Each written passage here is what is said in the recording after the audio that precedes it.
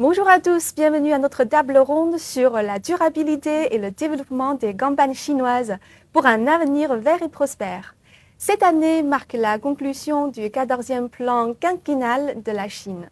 Au cours des 5 dernières années, les campagnes chinoises ont connu des transformations remarquables et d'un renouvellement profond. L'année prochaine, la Chine célébrera le 5e anniversaire de la victoire complète dans la lutte contre la pauvreté. À ce moment charnière qui relie le passé au futur, la stratégie de revitalisation rurale est en train d'écrire un nouveau chapitre sur les vastes terres rurales du pays. L'objectif central de notre émission aujourd'hui est de raconter ensemble l'histoire des changements des campagnes chinoises à travers le prisme du développement vert et d'approfondir les réflexions sur les enseignements que cette grande pratique peut offrir à la cause mondiale de la réduction de la pauvreté. Nous avons l'honneur d'accueillir 4 intervenants de marque. Madame Yu Xiang, directrice du Bureau de recherche sur l'économie du changement climatique de l'Institut de recherche sur l'éco-civilisation de l'Académie des sciences sociales de Chine. Bienvenue. Et Monsieur Dimitri Deboer, représentant en chef du bureau de Beijing de Client Earth et conseiller invité du Conseil chinois pour la coopération internationale sur l'environnement et le développement. Welcome.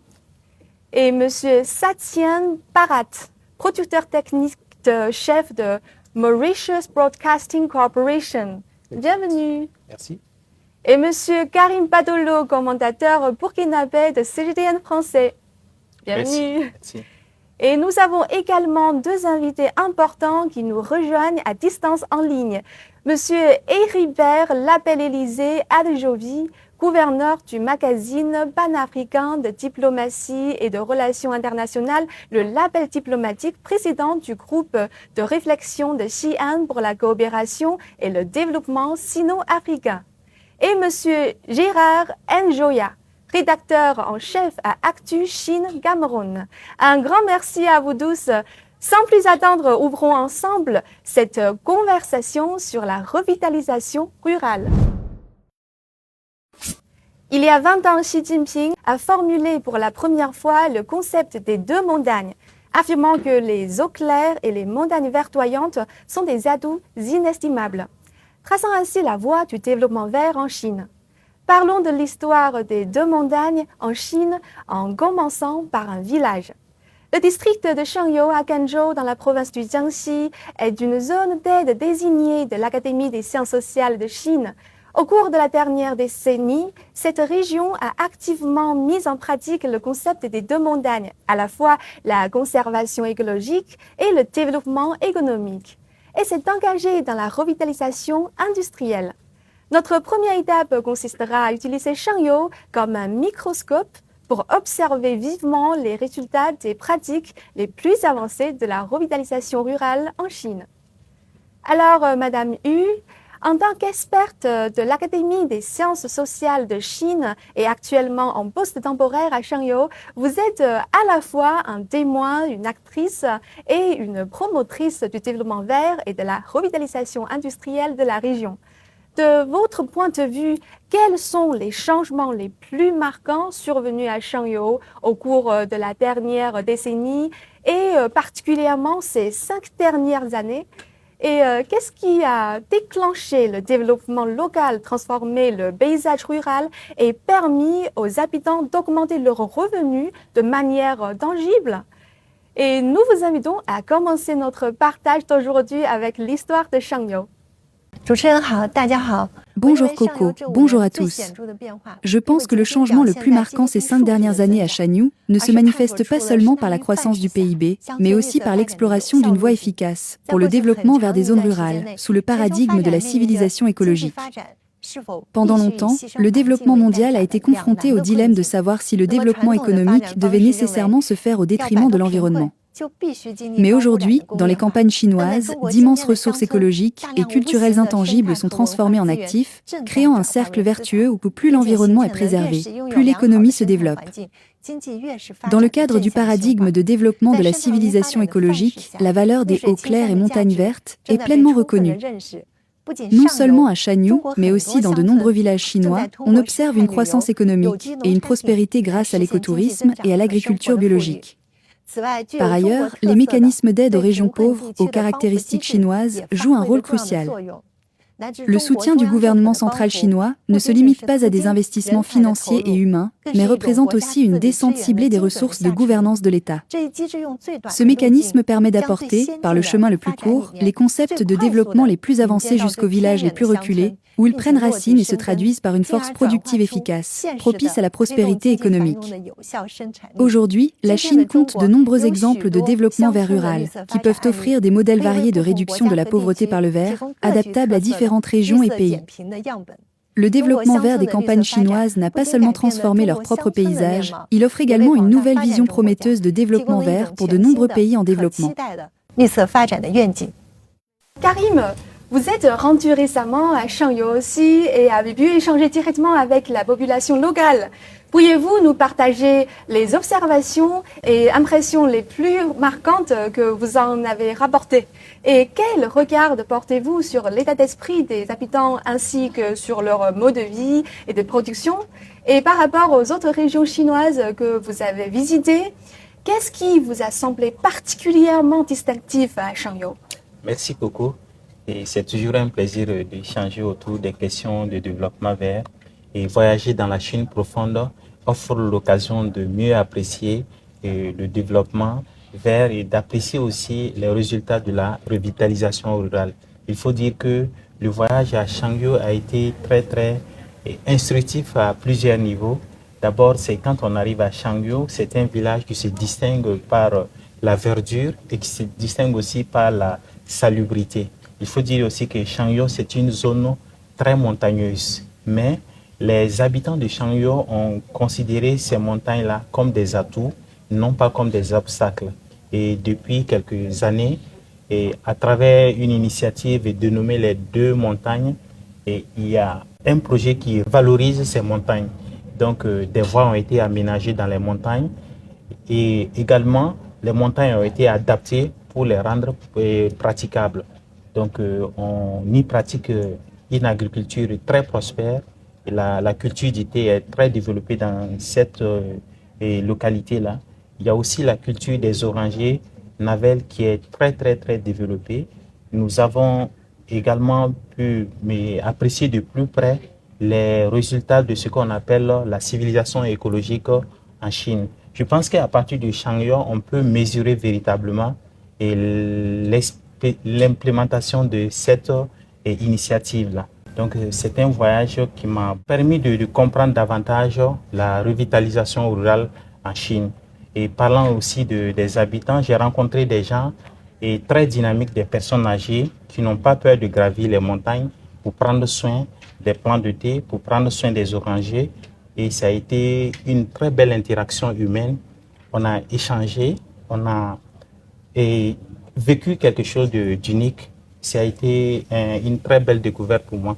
Et comparé à d'autres régions, comme vous l'avez dit, je pense que le développement vert est une réalité qui est beaucoup plus étendue dans toutes les provinces ou régions chinoises, que ce soit dans le Shanxi, dans le Wuhan ou encore en Mongolie intérieure. La question écologique est très prise au sérieux et dans toute la Chine. Et c'est un très bel exemple qui peut inspirer plus d'un. Donc, je peux dire que le voyage de Shangyu a été très instructif pour moi. Merci Karim pour votre partage. Et alors, Monsieur Satyen Parat, vous avez effectué de nombreux voyages d'études à travers la Chine. Et quelle impression générale gardez-vous des campagnes chinoises et en quoi diffèrent-elles selon vous des zones rurales d'autres pays que vous avez visités? Un village vous a-t-il particulièrement marqué par la beauté de son environnement? Alors, tout d'abord, je dois préciser que je suis en Chine depuis bientôt 4 mois. Dans ces 4 mois, on a eu l'occasion de voyager un peu, comme vous l'avez dit. Et on a eu la chance d'aller dans les régions rurales, la province de Xinjiang et la province de Qinghai. Et il y a deux endroits qui m'ont particulièrement marqué là-bas. L'un, c'est à Xinjiang, le village de Kekeya. Kekeya n'existait pas avant. C'est en 1987 que le gouvernement central a décidé, avec des volontaires, de faire un projet de reboisement. Il y avait le désert là-bas. Et au fil des ans, 87, ils ont commencé. 90, il y a les premiers gens qui viennent s'installer là-bas. C'est un village qui se crée. Ça n'existait pas avant. Et au fil des ans, ils ont développé des routes, ils ont travaillé la terre, ils ont fait des canalisations. Et aujourd'hui, la région est connue pour la pomme d'Aksou. Alors, des vergers à perte de vue, l'air pur, c'est très beau à voir. Les gens ont tout le temps un sourire sur leur visage. Ils sont heureux là-bas, ils gagnent bien leur vie. Ils se sont formés dans plusieurs coopératives. Et ce qui fait que c'est un village qui n'existait pas. Nous, on connaît l'histoire des villages qui disparaissent, avec les gens qui quittent les villages pour aller travailler dans les villes ou pour diverses raisons, dans les autres pays. Mais là-bas, c'était l'inverse. Les gens se sont convergés vers un endroit qui était désert et ils ont fait un village. Et le deuxième, c'était un peu plus tôt dans la province de Qinghai, le village de Deji. Je ne sais pas si vous avez entendu parler, c'est tout près du bassin du fleuve Jaune. Et c'est un village qui a été créé pour faire le repeuplement. C'est-à-dire on a pris les gens qui étaient isolés dans les montagnes, on les a amenés, on les a donné des maisons et ils ont créé un village où quand vous partez là-bas, vous n'avez pas envie de quitter. Vous voulez rester là-bas plus longtemps. Les gens sont sympas, la nourriture, on a été accueillis par des danses traditionnelles et c'est vraiment très beau à voir. Merci beaucoup, monsieur, de nous partager deux exemples des deux villages impressionnants. Alors, monsieur Dimitri de Boer, avez-vous rencontré ailleurs en Chine des exemples de synergie étroite entre protection écologique, agriculteurs et revitalisation industrielle? Et selon vous, quel rôle peut jouer ce type de modèle de développement rural intégrant une dimension verte dans la réponse mondiale à des enjeux globaux tels que le changement climatique et la protection de la biodiversité? I've worked in China for the last 23 years and I've personally experienced a great transformation. Je travaille en Chine depuis 23 ans et je suis donc témoin des importants changements qui s'y sont opérés. Il y a 20 ans, en 2005, le président chinois Xi Jinping a évoqué le concept selon lequel les rivières limpides et les montagnes verdoyantes constituent un patrimoine inestimable. J'ai constaté qu'en 20 ans, la transition de la Chine s'est axée sur le développement vert. Cette tendance s'est accélérée, surtout depuis 2013, lorsque Xi Jinping est devenu président chinois. Le changement a été radical et significatif pour la population, car nous pouvons maintenant voir combien le pays se magnifie et ce que la protection de l'environnement lui apporte. La destruction de l'environnement mène à la pauvreté extrême. Il ne s'agit pas que du développement économique ou de la protection de l'environnement. Ces deux aspects sont indissociables, et c'est exactement ce que véhicule le concept des deux montagnes. Un nombre infini d'exemples illustre cela. À l'instar de Shanyu, j'ai moi-même pu visiter le comté d'Enji dans la province du Zhejiang. C'est vraiment très beau, c'est incroyable. Lorsque le président Xi Jinping a dit cela, il s'est rendu sur le terrain et a fermé des carrières polluantes. Les habitants vivaient dans l'inquiétude de perdre leur travail, mais il les a rassurés en disant « Ne vous inquiétez pas, votre vie ici sera bien meilleure ». L'amélioration de votre niveau de vie va découler de la fermeture de ces carrières, parce que vous allez profiter de ce développement vert. Et c'est ce que nous avons constaté sur place. Aujourd'hui, la province du Zhejiang prospère sur le plan économique, il s'agit de l'une des provinces les plus prospères de Chine. Que cela signifie-t-il ? Cela signifie que les résidents ruraux de la province du Zhejiang profitent d'une vie belle, verte et prospère. Cet exemple est un modèle de réussite pour les autres provinces chinoises, mais aussi pour les autres pays du monde. Ces transformations sont bel et bien possibles, si nous les réalisons ensemble. Nous avons récemment interviewé Madame Marie-Luce Chevalier, professeure-chercheur franco-belge à l'Institut de géologie de l'Académie chinoise des sciences géologiques. Elle nous a raconté les évolutions significatives qu'elle a observées en Chine, notamment dans les zones rurales au fil de ses missions scientifiques ces dernières années. Écoutons ce qu'elle a constaté. Alors d'abord, le plus important, c'est que la Chine est le premier pays en développement qui a promis le net zéro en 2060. Et ça, quand même, c'est quelque chose de très important. Et peut-être qu'on y arrivera avant, en fait, avec toutes ces énergies non renouvelables sur laquelle la Chine investit. Donc, ça serait super. La première fois que je suis venue, c'était en 2002. Donc ça a bien changé depuis. Parce que je me souviens en 2002, dans des régions très reculées, on travaille toujours dans des régions assez reculées, c'était aussi sale en fait. Les gens laissent leurs déchets à côté des villages ou le long des routes, donc c'est vrai que c'est pas très beau. Et quand je suis retournée en 2023, j'ai remarqué qu'à chaque petit village où il y a genre 2 ou 3 maisons au milieu de nulle part, ils ont un endroit spécial pour les déchets. Donc je pense qu'ils les brûlent ou qu'ils les enfouissent. Et il y a aussi des incinérateurs spéciaux. Donc il n'y a plus de déchets. Donc ça, c'est vraiment super. Alors, Madame Hu, au fil de nos échanges, nous constatons que le développement vert reste un mot-clé de la revitalisation rurale en Chine. On considère souvent qu'il existe une contradiction entre la poursuite de la croissance économique et la protection de l'environnement. Selon vous, quelles pistes concrètes l'approche chinoise propose-t-elle pour équilibrer ces deux impératifs et quelles leçons peut-on en tirer pour les objectifs de développement durable à l'échelle mondiale? Aujourd'hui, les pratiques étendues de revitalisation rurale en Chine ont prouvé qu'il existe des solutions et des méthodes pour transformer les eaux claires et les montagnes vertes en biens précieux.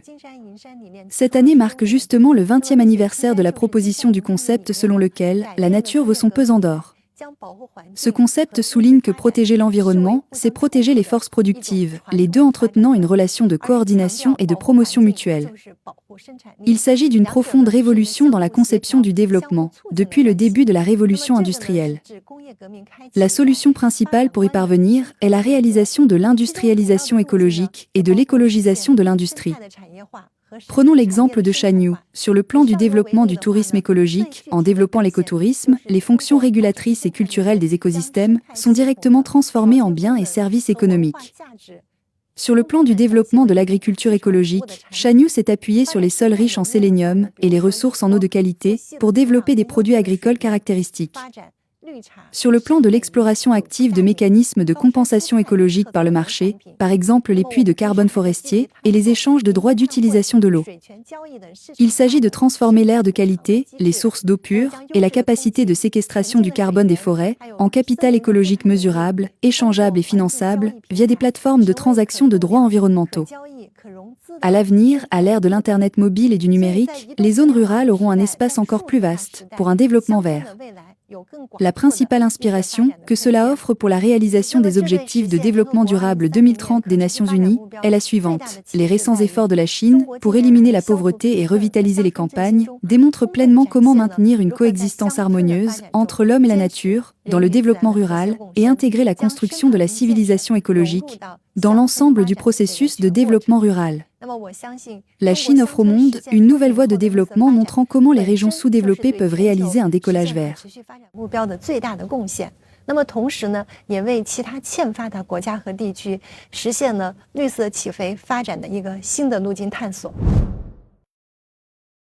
Alors, après avoir écouté l'histoire de Shanyu, élargissons notre perspective au monde entier. La transition complète de la Chine de la réduction de la pauvreté à la revitalisation rurale constitue un modèle abouti.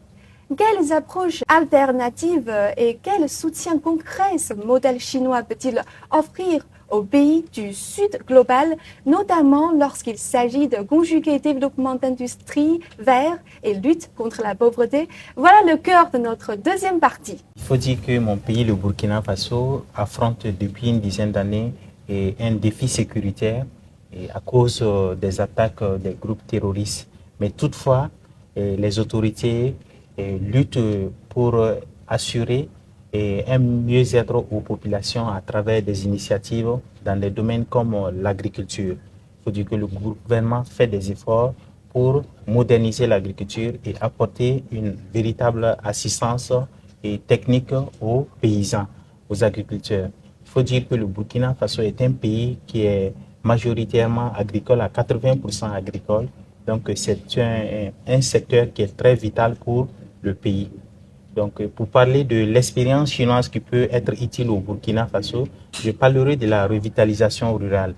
La revitalisation rurale a véritablement changé le visage des campagnes chinoises. Et elle a apporté un développement qualitatif aux zones rurales en Chine. Et c'est à travers cette revitalisation rurale que la pauvreté a été combattue en Chine.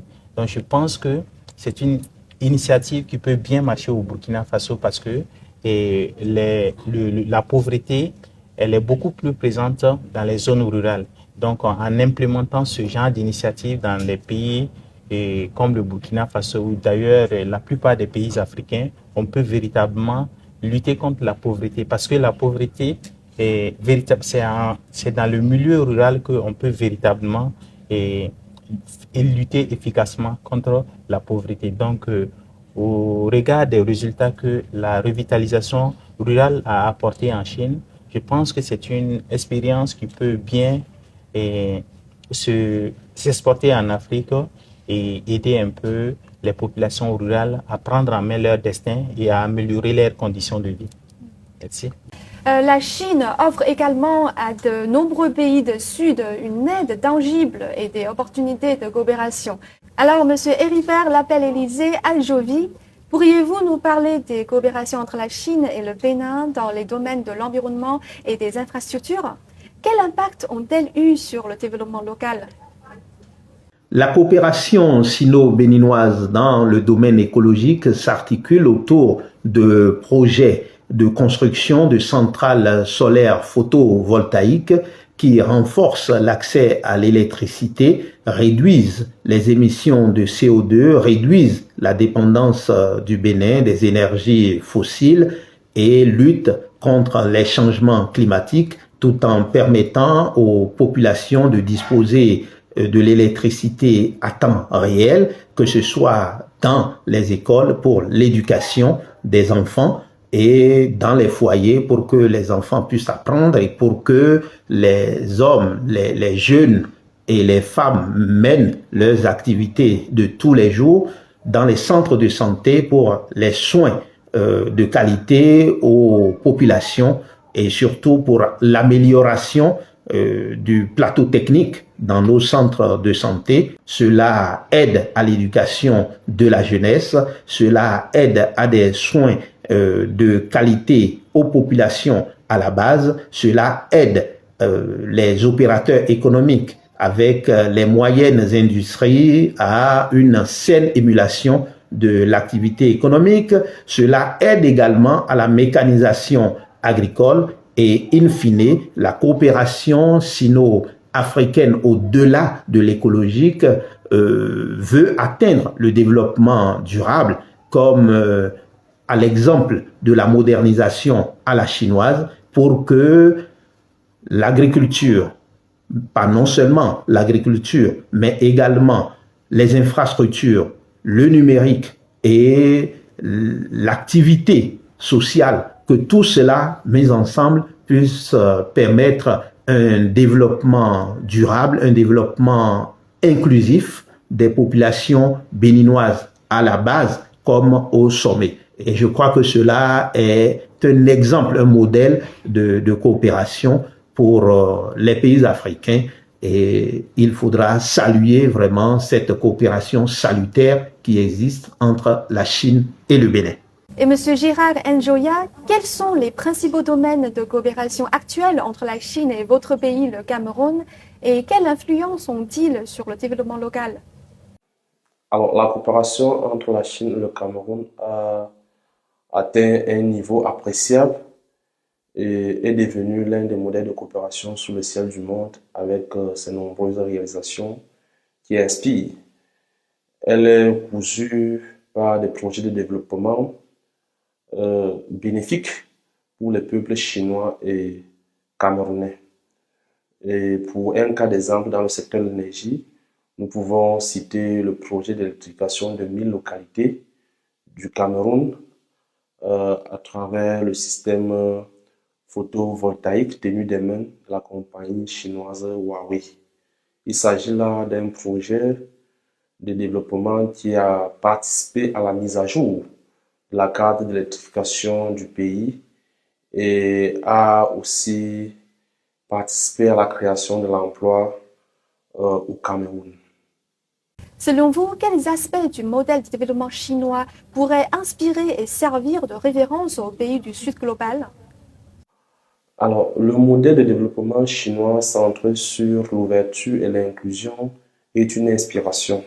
Il est objectif et présente aux yeux du monde de nombreux faits de développement axés sur l'être humain.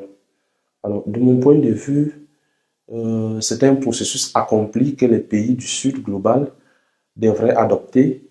Et autrement dit, je pense que les pays africains en particulier devraient saisir cette opportunité ou bien l'opportunité de cette vision chinoise, notamment celle de la libre circulation de sa technologie. On me veut pour l'année 2026 de la coopération sino-africaine placée sous le signe des échanges humains et culturels. Alors, ce qu'il faut d'abord savoir, c'est que la coopération sino-africaine respire et inspire le développement dans plusieurs secteurs. Concernant la pertinence de l'expérience chinoise, nous avons également eu le privilège d'interviewer plusieurs invités africains. Écoutons maintenant leur point de vue. L'expérience chinoise de revitalisation rurale est très instructive pour un pays comme le Mali. La Chine a montré qu'on peut réduire la pauvreté rurale en combinant agriculture moderne, économie circulaire et modernisation des villages.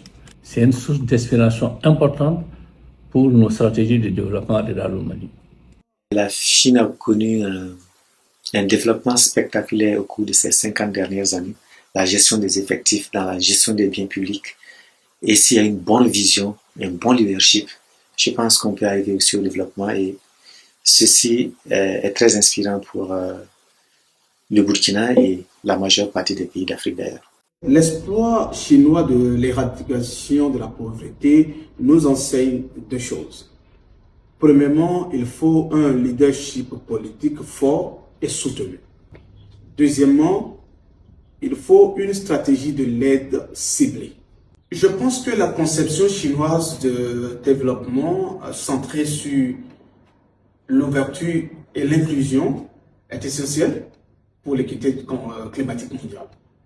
Aujourd'hui, en ce sens que la Chine encourage la libre circulation des technologies vertes et des solutions propres au profit de toutes les nations. Et c'est à nous, en tant que pays en développement, de savoir nous positionner pour bénéficier de cette main tendue de la Chine et surtout de ne pas nous compromettre pour l'avenir. La Chine reste quand même une référence mondiale en ce qui concerne les énergies renouvelables et le développement local. La coopération gagnant-gagnante a toujours existé entre le Mali et la Chine, et même avec les autres pays africains. Et actuellement, la Chine est leader mondial dans la fabrication des véhicules électriques, des motos électriques, et cela n'est pas contestable du tout.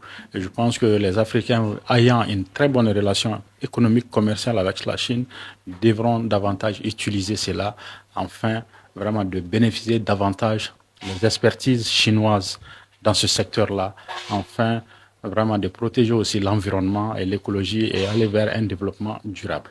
Il faut dire, au jour d'aujourd'hui, la Chine passe pour être l'un des premiers pays qui apporte vraiment un appui sur le plan économique et technologique au Cameroun. Aujourd'hui, nous voyons beaucoup de jeunes qui aimeraient bien aller en Chine étudier, question d'aller capter leurs connaissances, avoir de la technologie chinoise pour rentrer dans nos pays et l'implémenter. Et à ce titre-là, je saluerais beaucoup plus ce modèle de développement économique qui est un modèle ouvert en fait, qui est ouvert et qui donne la possibilité à des pays de différentes catégories, que ce soit des pays très développés, que ce soit des pays moins développés, ou alors des pays qui sont très pauvres, à trouver leur compte dans ce modèle économique. Nous nous réjouissons de voir que l'expérience chinoise puisse apporter certains enseignements et inspirations au développement des pays africains. Alors, Monsieur Dimitri de Boer, cette année marque le 50e anniversaire des relations diplomatiques entre la Chine et l'Europe. Et nous observons ces dernières années un dialogue et une coopération croissant dans des domaines environnementaux, sociaux et gouvernance, tels que les énergies propres ou la finance verte. Et comment évaluez-vous le potentiel et la valeur de ces coopérations pour aider les pays en développement à atteindre simultanément les objectifs de réduction de la pauvreté et de développement durable? L'UE et la Chine sont deux acteurs importants de la gouvernance mondiale en matière d'environnement. En effet, les décisions environnementales majeures prises dans le monde sont fortement influencées par l'UE et la Chine, qui cherchent à s'aligner sur ces grandes questions. Le cadre mondial de la biodiversité de Kunming-Montréal, adopté en 2022 sous la présidence de la Chine, illustre parfaitement cette réalité. Nous avons également eu le plaisir d'y apporter notre soutien durant de nombreuses années. Grâce à ce cadre, le monde sera protégé, la nature pourra être protégée partout dans le monde. Il implique aussi que d'importants flux financiers iront des pays développés et riches vers les pays du Sud global, qui ont réellement besoin de soutien dans la protection de l'environnement. Un autre excellent exemple réside dans le changement climatique. En matière de climat, les pays développés sont censés apporter un soutien financier aux autres pays du monde afin de les aider à leur transition climatique. La Chine a développé de remarquables technologies vertes, disponibles à bas coût et en quantités importantes. En ce sens, elle dispose des solutions dont le monde a besoin de toute urgence. Les technologies de la Chine, associées au soutien financier de l'Europe, forment une combinaison puissante dont le monde a besoin. Is a very powerful combination that the whole world really needs. Yes. And Madame Hu, parmi les nombreuses expériences chinoises en matière de gouvernance, de la réduction de la pauvreté, quelles sont selon vous les méthodologies fondamentales qui transcendent les contextes nationaux spécifiques et qui peuvent servir de référence à d'autres pays, contribuant ainsi à réécrire le récit mondial de la lutte contre la pauvreté avec une approche chinoise?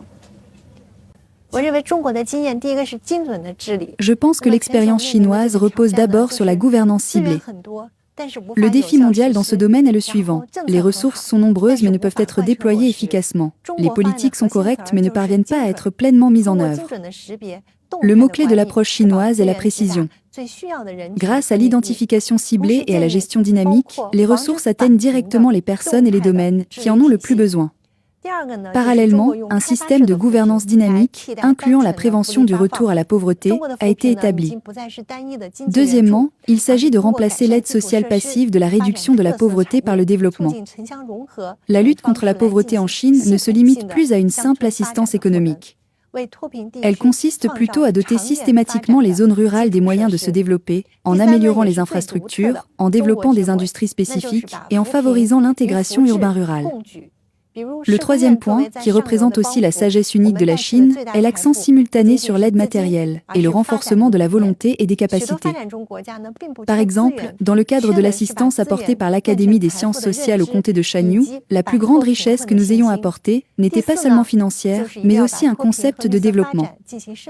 Enfin, quatrièmement, il y a l'intégration profonde de la lutte contre la pauvreté et du développement vert. C'est l'innovation la plus importante de la Chine dans la pratique du développement de la civilisation écologique, représentant un changement fondamental dans la conception du développement. Cette intégration exige qu'en éliminant la pauvreté, nous protégions fermement les lignes de base écologiques. Cela permet non seulement d'établir une base verte pour le développement à long terme des régions concernées, mais aussi de prévenir efficacement le retour à la pauvreté.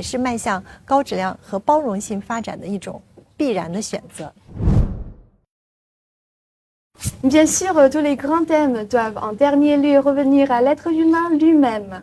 Comme Monsieur le Président Xi Jinping a souligné à plusieurs reprises en d'importantes occasions, l'objectif fondamental du développement vert est le bonheur du peuple. Le but ultime de la revitalisation rurale est la prospérité commune de toute la population.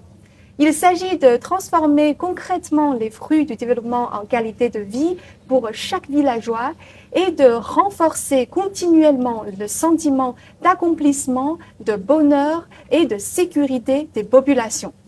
Dans cette dernière partie, nous allons nous concentrer ensemble sur cette question essentielle et chaleureuse. Alors, ma prochaine question est pour tout le monde. À vos yeux, au-delà de l'abondance matérielle, quels autres éléments devraient caractériser une campagne idéale, durable et dynamique? Une éducation de qualité, des services médicaux accessibles, un environnement sain ou encore une culture locale riche et vivante? Comment devrions-nous mesurer de manière globale ce bonheur? Le développement rural en Chine devrait être centré sur l'épanouissement humain intégral. La vision des campagnes harmonieuses, agréables à vivre et propices au travail, mise en avant dans le projet du 15e plan quinquennal chinois, incarne précisément cette aspiration globale. Elle exige qu'en promouvant la modernisation et la transformation numérique de l'agriculture, nous préservions les valeurs rurales et renforcions la dynamique endogène. L'objectif final est de réaliser une revitalisation, intégrée des industries, des talents, de la culture et de l'écologie, faisant de la campagne un être vivant qui préserve la mémoire des racines et débordant d'opportunités.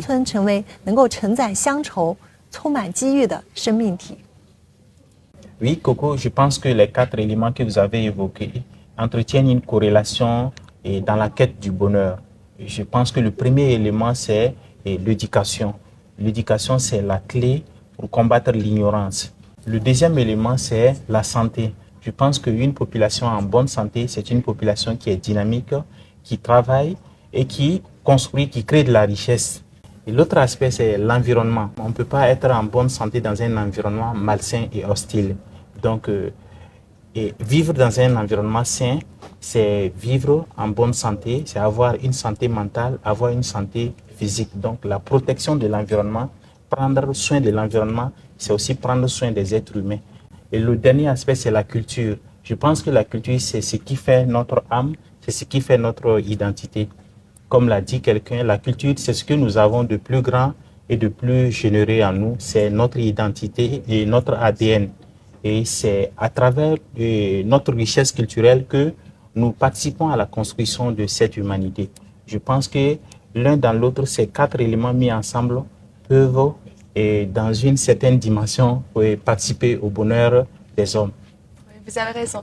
Alors, Monsieur Parat? Je pense que Karim, il a tout dit. C'est un savant mélange de tout. Si vous n'avez pas la santé, rien ne va. Si vous n'avez pas une bonne éducation, vous n'allez pas avancer. Si vous n'êtes pas dans un environnement sain, vous aurez envie de fuir l'endroit, d'aller dans un endroit où vous vous sentez plus à l'aise. Aujourd'hui, qu'est-ce qui amène le sourire? Où que vous soyez, que ce soit en région urbaine ou en région rurale. Vous souriez quand vous êtes bien dans votre peau. Et pour être bien dans votre peau, c'est tous ces éléments-là qui se mélangent ensemble. C'est ce mélange qui va faire qu'à la fin de la journée, l'humain, qu'est-ce qu'il recherche? C'est la paix d'esprit. Et la paix d'esprit vient uniquement quand vous êtes bien dans votre peau, que vous avez passé une belle journée, que ce soit entre amis ou avec votre famille ou au travail, et que quand vous rentrez chez vous, vous vous sentez bien. Et Monsieur Dimitri Debois? Thank you, Coco. That's really an excellent question. Merci, Coco. Il s'agit d'une excellente question. Même si tout ce que vous avez mentionné est crucial, il faut aussi s'intéresser aux conditions encore plus essentielles comme la sécurité, se tenir hors de danger des catastrophes ou des conflits. Dans de nombreux pays en développement, même ces conditions minimales sont absentes. Or, sans elles, aucun progrès n'est possible.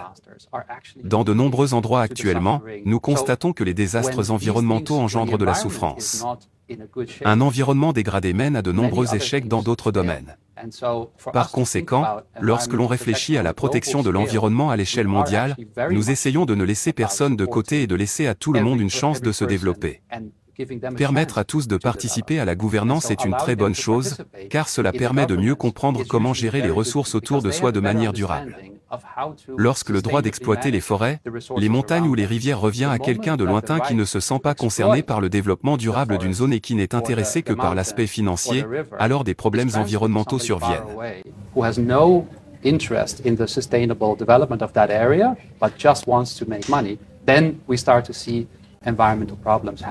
Placer l'humain au cœur des préoccupations constitue l'un des principes essentiels de l'initiative pour la gouvernance mondiale proposée par le président Xi Jinping, qui vise à promouvoir un développement mondial plus inclusif et durable et à améliorer le bien-être des peuples.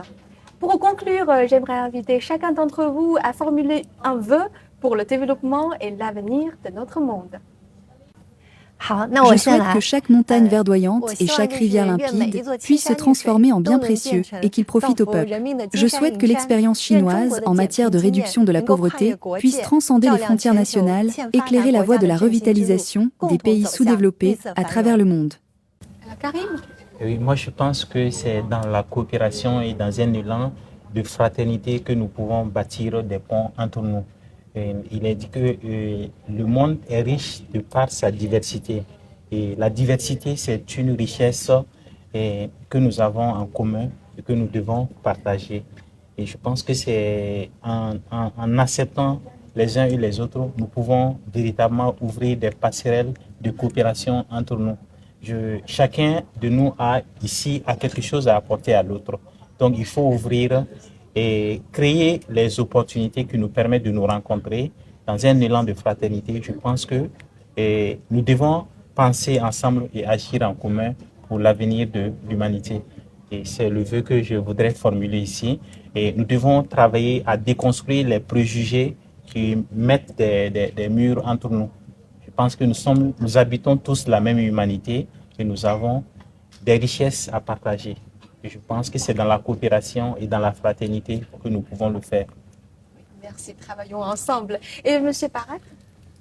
Alors, moi, je dirais que déjà, la Chine aide énormément beaucoup de pays à travers le monde.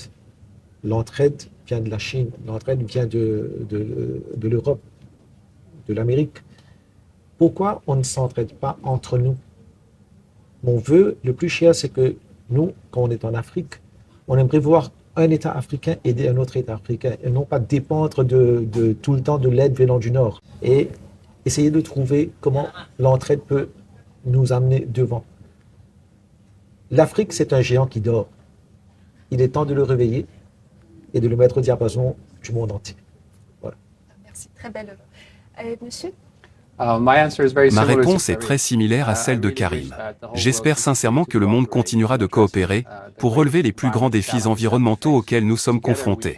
Ensemble, nous pouvons résoudre tous ces problèmes.